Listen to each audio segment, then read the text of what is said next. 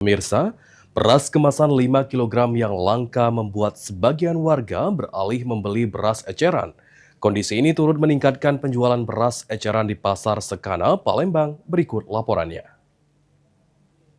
Halo pemirsa PAL TV dimanapun Anda berada, saya Vina Kasteli bersama juru kamera Muhammad Aidil.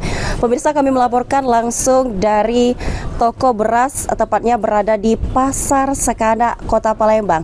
Pemirsa PAL TV, saat ini beras kemasan 5 kg sedang mengalami kekosongan stok pemirsa.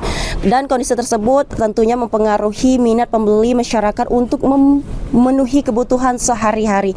Dan untuk mengetahui lebih lanjut, saat ini saya sudah bersama C. Aling, salah satu penjual toko beras tepatnya di Pasar Sekana ini. Halo C. Iya, halo. Iya. C, sejak beras 5 kg ini kosong, bagaimana kondisi penjualan di toko ini, C? Kondisinya ini sepi jadi. Sepi. Dan di kondisi kekosongan 5 kg beras ini, apakah masyarakat beralih ke beras eceran atau beras lain seperti itu? Iya, beralih ke beras eceran, beras dusun, Dek. Berapa banyak peningkatan ke beras lain itu, Syekh? Peningkatan pembeliannya? Nah, tidak bisa dihitung, Dek.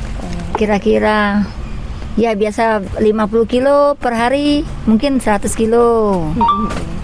Nah, untuk saat ini beras apa saja, Syekh, yang paling banyak dibeli? Beras dusun. Beras dusun itu beras apa, Cek? Beras ini jalur, Dek. Oh, beras terjalur. Ya.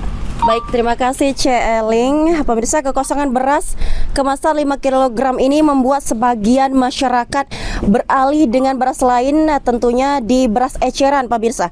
Dan meskipun demikian, pemirsa, aktivitas penjual beras di pasar ini masih berjalan dengan baik.